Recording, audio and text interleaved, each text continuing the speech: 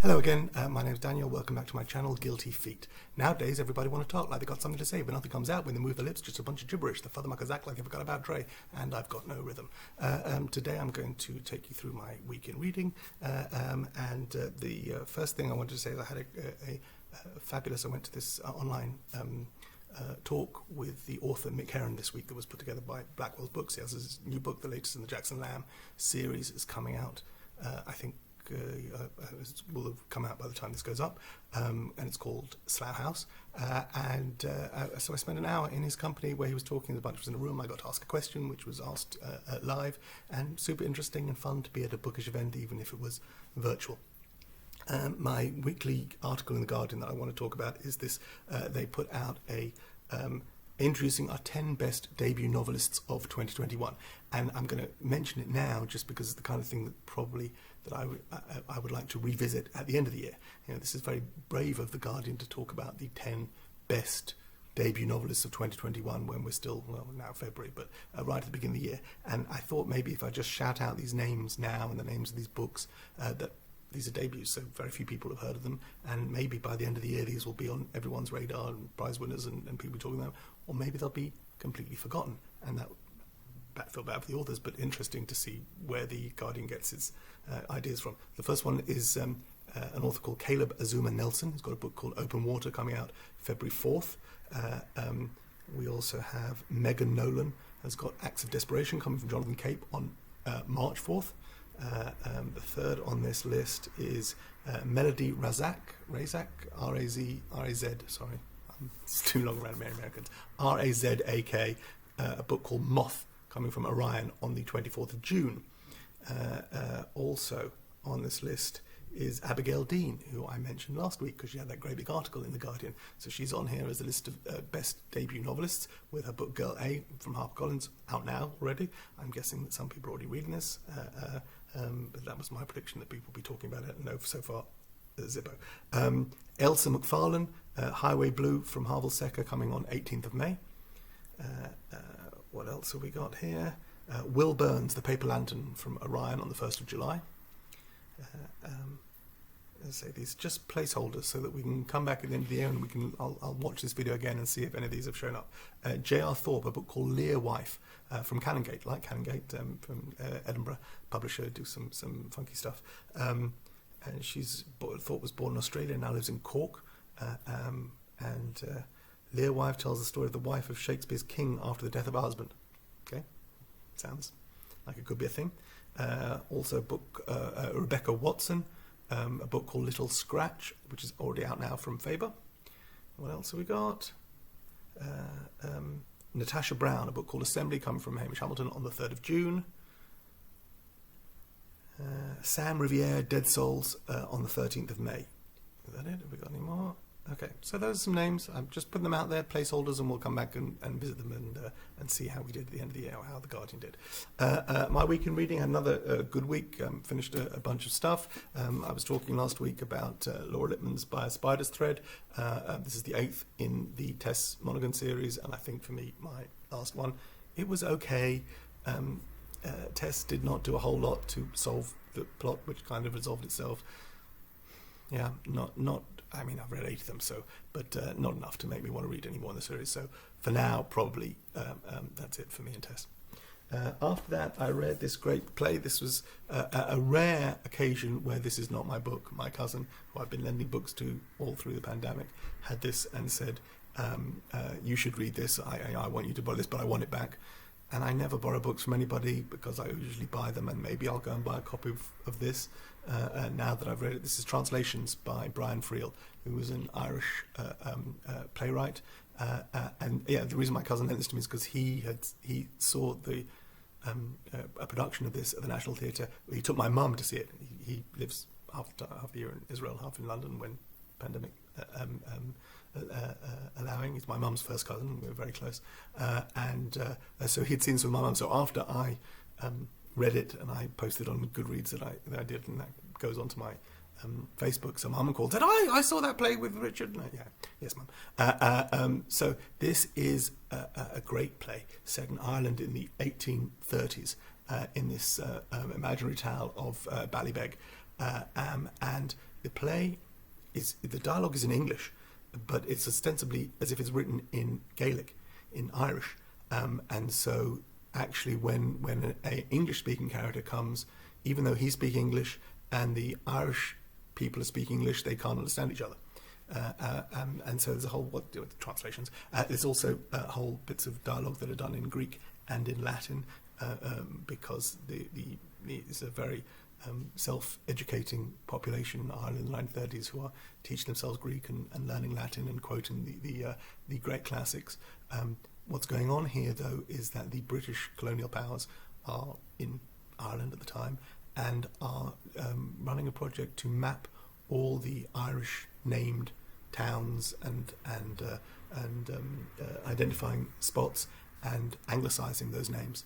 So one of the villages working with the English to help anglicise the names, and as those names are being anglicised from the original Gaelic into something easy to understand and easier to spell for English people, some of that mystery and some of that history is being lost. Why it was named that way, because that word has a dual meaning, and it was a story about something that happened there, and now when it's turned into some sort of easier to understand but meaningless English term, what has been lost. So it's about cultural imperialism. Sounds, after all the frivolousness of everything I said, there's a lot of humour and fun stuff going on, but yes, it's about the way one culture imposes itself on another, and what was happening in the 1830s in Ireland is a metaphor for what has happened in many other countries since then. Gets quite melancholy towards the end, so the English officer who is working with the Irishman to this project to rename it, he falls in love with the Irishness of things, while the Irishman is sort of happy to move forward. Time passes, and it's this is the future, and he's happy to work on coming up with English names, and actually, so they cross over, and such a. Of course, the optimal way to see a play, to experience a play, is to watch it performed, and I haven't.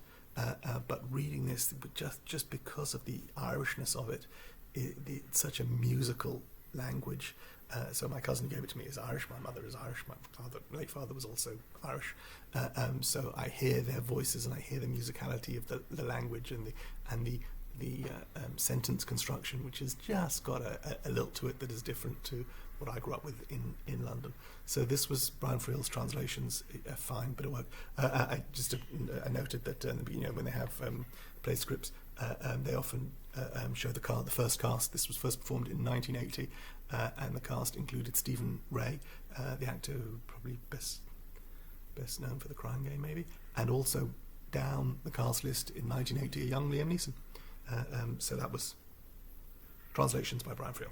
And I went from one trans book to another trans book, neither of which have trans characters as far as I know, but yes, from translations to transcription, Kate Atkinson's Transcription, which I have in hardback, which I got cheap. I forgot, I know I said I would look up, tell you how much I paid for everything, but this was a hardback from only a couple of years ago, but I got this, I think, for like £3 or £4.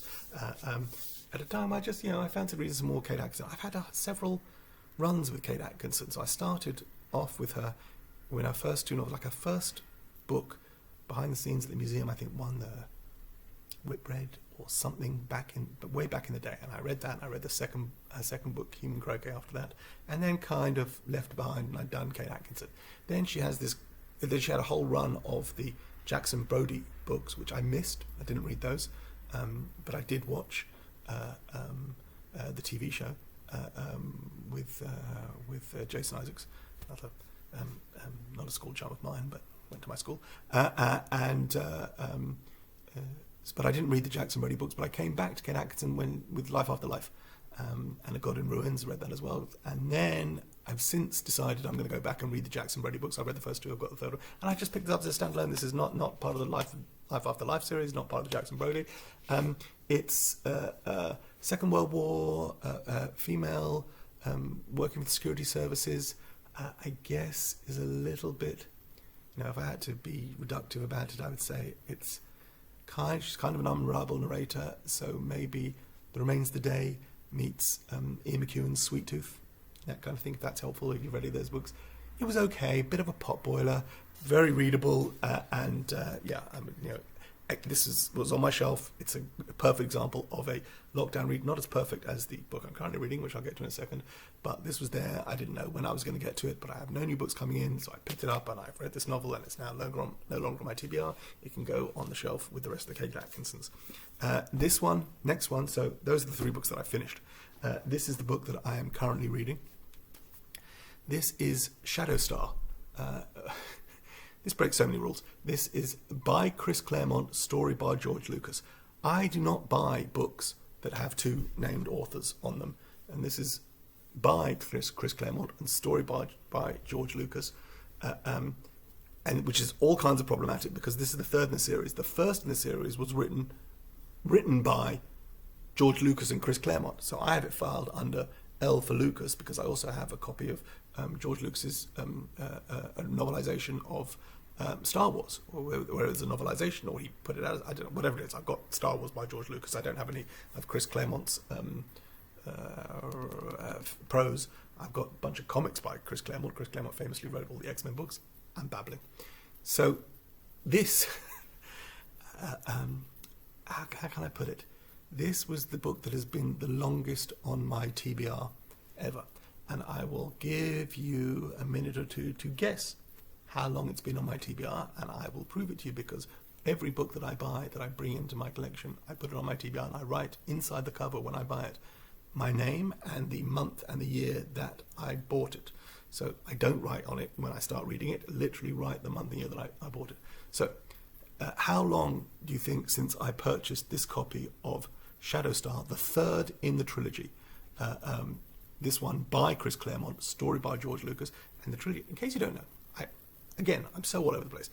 This was the continuation of the movie Willow. Remember Willow, directed by Richie Cunningham, and written by George Lucas, with Willow Ufgood, the Nelwyn, who goes on some fabulous quest to save the baby Elora Danan, and he's got Mad Martigan and Saoirse, and that's Val Kilmer and Joanne Whalley, who became Joanne Whalley Kilmer, since divorced. But yeah, great movie that we all saw 30 years ago, and these were a set of sequels. So George Lucas would go with Chris Claremont started writing the sequel. When do you think I bought this? I'll give you enough time to think about it. When did I buy this book? How long has it been on my TBR? Daniel, 101. 20 years ago, I bought this book. I read the first 2. I bought this book intending to read it. I never read it because the first 2 aren't great. And it's been sitting there taunting me for 20 years. 20 years. So that's over 20 years since I read number 2. And I just decided to dive into such a bit of Wikipediaing to try and remember what happened. And I read the first 50 pages of it. I'm going to get through it this week. And it will no longer taunt me. It will sit as a neat set. I've got exactly the same. This cost me $6.50. Now, the fact that I bought this in January 2001, believe it or not, I know where I was when I bought this. So this was on a business trip to Texas. And I know that because I got a bunch of other books that I bought January 2001 from Half Price Books, because I went to a Half Price Books in Texas. If you know the chain Half Price Books, they sell everything at half price. And it was so astonishing that I found a whole bunch of books that I'd been looking for, and they were selling them for half price, to the extent that they had some books, old books, that the cover price was 75 cents, and they charged me 37.5 cents for the book. Everything was half price. I went to 4 different. I got out didn't have the internet in those days. I got out of Yellow Pages, looked up all the addresses of half price books with a map. I didn't have Waze or any Google Maps. I would sit there with a map in my car, and I went to 4 different branches of half price books and shopping each of them. This I would have got. This would be at a Barnes and Noble probably, or something similar, because this was a new book. Anyway, so that's why I know I was in Texas in January 2001, where I would have bought this American Bantam mass market paperback. I'm reading it. 20 years on, I'm reading it. I'm going to finish this thing. It's still got Willow. He's not called Willow anymore. He wasn't called Willow since page 1 of the first of the trilogy. He's now called Thorn Drumheller.